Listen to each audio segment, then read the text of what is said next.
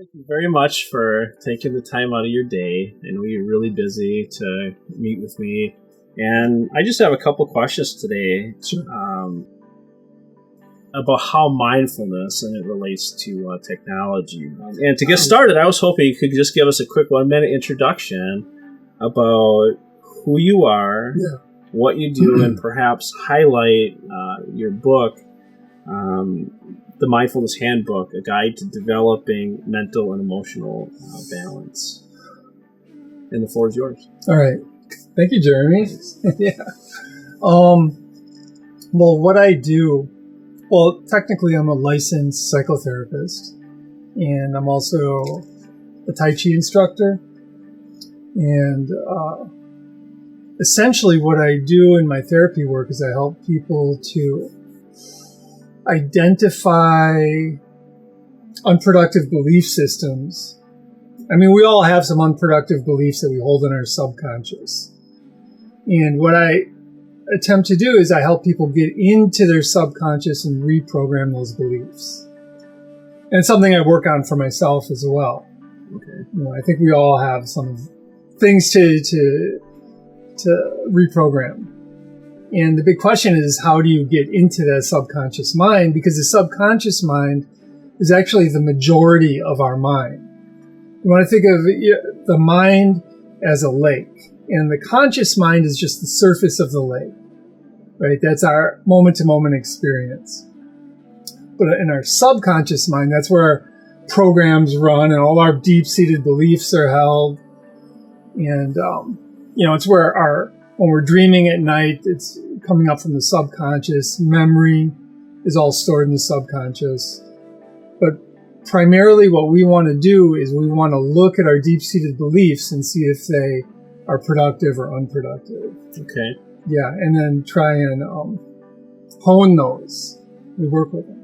Sure. So I would say that's essentially what I do. So from your perspective, as someone who's been practicing mindfulness for so many years, both in a virtual environment as well as in-person attendance, how would you compare the difference between the two in regards to how you approach mindfulness? Yeah, well, I go at mindfulness from a bunch of different angles.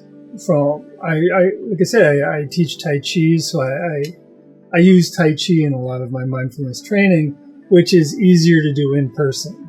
Sure. Right?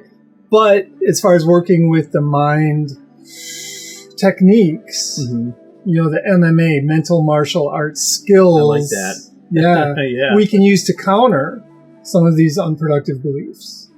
I can teach that effectively online. I mean, there's pluses and minuses to both in person and online. One of the big positive aspects of teaching online is I can reach a lot of people at once. Sure. And it's easy. It's easy for people. They don't have to travel. And so, but there's advantages to in person. So I love both avenues, really. Balance. Yeah, right. Yeah. With all of the division and toxicity that we see, in our virtual environments today, could you describe some of the mindfulness skills that we can use to help improve our virtual connection? Sure, absolutely. Well, mindfulness, by definition, is non-judgmental awareness. So it's using discernment rather than judgment. If we look at social media, it's just full of judgment. Sure. I'm judging you as being, dumb or whatever. Whatever it is, Yeah. And if we can start noticing that, and interacting with people from a more mindful perspective, then we're improving the social media environment in general. I mean, it's the trend right now to be very judgmental. Yeah. And, I'm a real believer in loving more and fearing less. I like that. Yeah, I like that. Love more, fear less. Let's apply that to our interactions with others. And ultimately, we're doing ourselves a favor if I'm going to treat others from a respectful and discerning perspective. Guess what? When I make a mistake, that's the way I treat myself. Sure. That's the thing of it. That's the reality. If I'm judging others, he made a mistake, she made a mistake, blah, blah, blah, blah, blah, and sending out hate. Sure. That when I make a mistake, that just is reflected back at me by myself. I mean, our minds get in habits.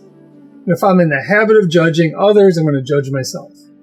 If I'm in the habit of seeing, from a spiritual perspective, knowing that all people have like the spark of the universe within them. Right, yeah. And we're all confused. Sure. Right? So we're kind of all in it together, which I believe, and if I can interact with people relative to those beliefs, everything is just a lot more effective.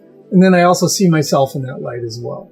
So would you say that mindfulness is, in a sense, a way to reflect on the sort of vibration that we're presenting others? Absolutely. I mean, ultimately, through mindfulness, we want to notice our own thoughts, which is I believe in mindful metacognition. So watching my own thoughts from a discerning perspective. And then I begin to see what, unproductive thoughts I have habitually. Sure. And then I'm able to get in there and start tweaking those, changing those, giving my mind a tune-up. Sure. Yeah, and the more we do that individually, it just collectively, it improves the common area. Okay. It improves just our culture. Sure. One mind at a time through using these mindfulness skills. Is there anything else that you can tell us about how mindfulness is used in either building or connecting with virtual communities? I would say the more mindful we are, it shifts the energy of our perspective. We cease to be aggressive and nasty, and we begin to see the good. Okay. And when we begin to see the good in others, it's helpful for building relationships, like healthy relationships with others. Sure.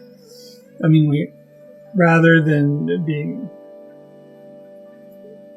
combative or prejudgment, or if I'm going into any kind of situation with judgment in my mind, like these people are bad, that the interaction's not going to go well. We're going to get a big spike of adrenaline, and ideally we want to, through mindfulness, we become more in harmony with each other.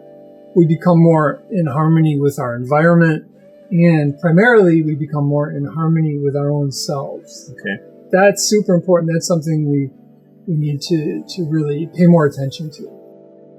My name is Jeremy, and I'm with Earthship Media, and I'm proud to sponsor any message that builds community and connection. And I can only say, let's get out there and capture the moments that create connections. Awesome. Thanks a lot for meeting with me today. Thanks for the interview.